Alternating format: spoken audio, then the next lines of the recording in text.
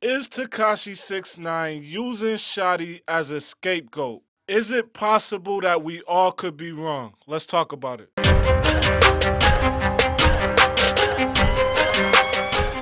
Yeah, what up, y'all? It's the Crowned Prince, aka Mr. Anti-Goofy. You already know what not to do in my comments. Now, first of all, let me say that not only am I man enough to admit that I'm wrong, but I can also admit when I may have jumped to conclusions off of bad information or not enough information.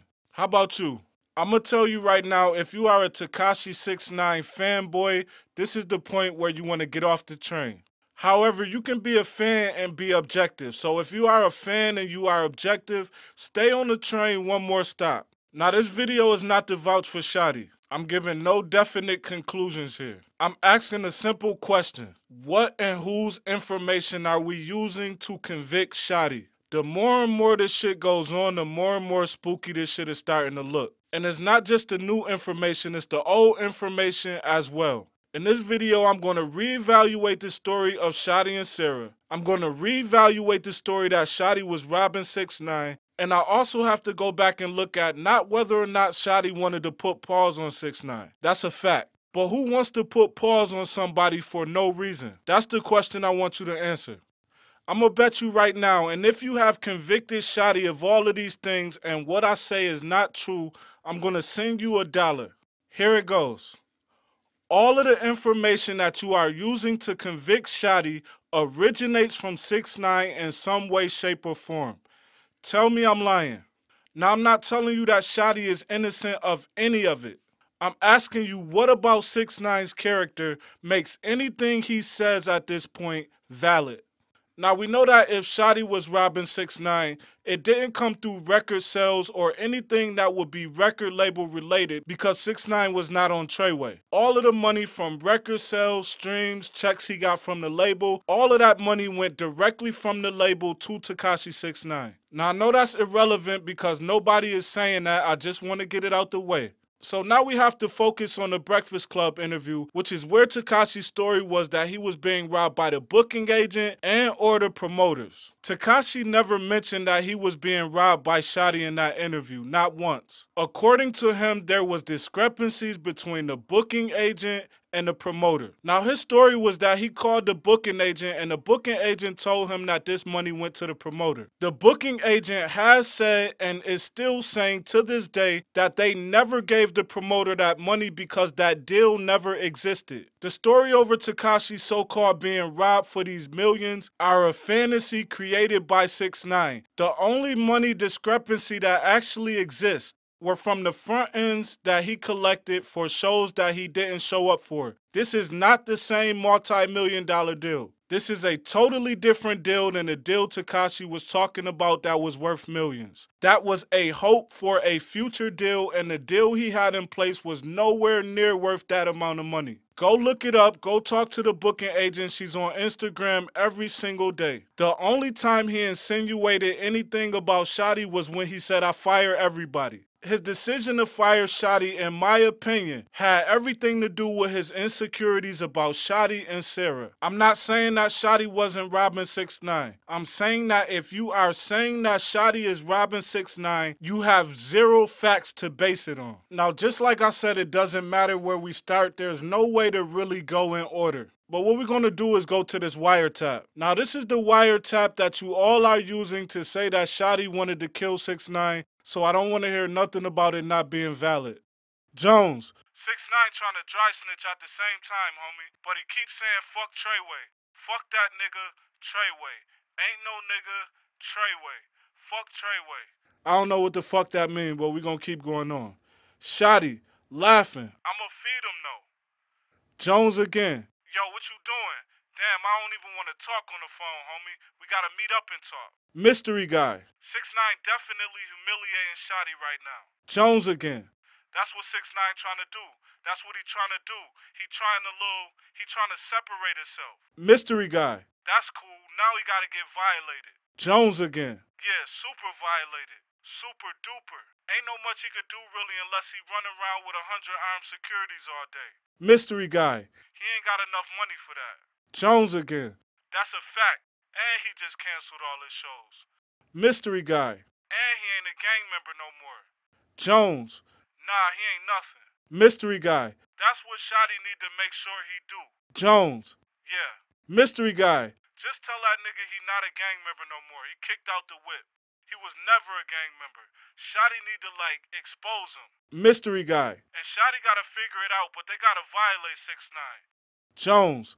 Yup. Mystery guy. If he think he gonna be going to strip clubs and that type shit, Shotti better get on his A game. Jones. They gonna be riding that nigga, Scrap. Shotti don't got nothing to lose no more. This is all he have. Mystery guy. Well, he better get to violating and he better stalk 6ix9ine every move. This is all a transcript we have of this conversation. We still do not have a transcript of any conversation where it is even insinuated that Shotti and Sara slept together. We're gonna get to that next. Shotti only says one thing this entire conversation, and that's I'ma feed him though. And I'm not denying at all that Shotti wanted to put his hands on 6ix9ine for some reason. But the very valid question we all have to ask is, what was that reason? Judging by this conversation, the reason is all of the things that he was saying on the Breakfast Club interview. Fuck Treyway. I invented Treyway. What is Treyway? It wouldn't be nothing without me. Again, 6ix9ine is not on Treyway. That is Shotti's venture. So the things you are saying are naturally an insult to Shotti, who you have beef with because of your insecurities over your baby mother. And to take it another level deeper, you are now the little homie insulting the big homie, because we all know how you got here, and we all know that you are not built for this. But you are on the radio using your fame to try to insult a real street nigga. And something else is fishy here, right? Because either you are telling me that 6ix9ine was talking to the feds way back when he was in Dubai, or this is all over insecurities that 6ix9ine had no facts for at the time. It's gotta be one or the other. 6ix9ine security guards who were with Sara and 6ix9ine in Dubai are on Sara's side, confirming everything she said about what happened. The only evidence we have points to 6ix9ine's jealousy and him being jealous over the relationship between Shotti and Sara. And this gets even deeper. Let's get to the relationship between Shotti and Sara. From my view, based on the information and facts that actually exist, not some fantasy shit, not some shit that you hope exists, Shotti and Sara became very close. They became so close that at points in time, Shotti was the one who protected Sara from 6ix9ine attacking her. Shotti was the one she called and she confided in every single time her and 6ix9ine was going through something. We have ample video evidence of this. This is in no way abnormal when your girl thinks that the only way that she can get through you is through the mind of your friend. This is something that happens every day, all the time, and it is no way abnormal. Again, there is absolutely no proof that this wiretap exists. All you have is Tekashi69 telling DJ Academics that he heard a wiretap. That's the only evidence that you have that Shotti and Sara were together. Not only do I not think this wiretap exists, I don't think the feds would show Tekashi69 that wiretap. The purpose of the feds coming to talk to Tekashi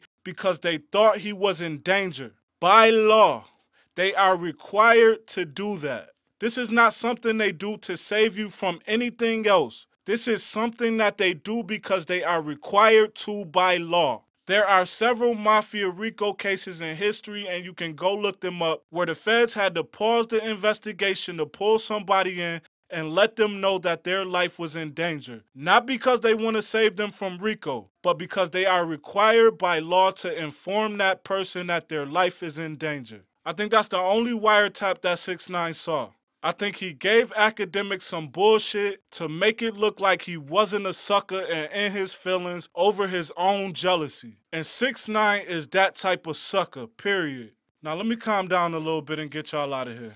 This is an open discussion. This is not to relieve Shotti of any wrongdoing. But this is a serious question. What is it about 6ix9ine that is allowing us to let him dictate what we feel about Shotti? And if you are convicting Shotti of anything, what facts do you have to stand on? I don't want to argue. I want to debate in the comments. Let me know what y'all think about this. Like, comment, subscribe if you are not a goofy. If you are a goofy, don't comment. It's the Crowned Prince. I'm out, y'all.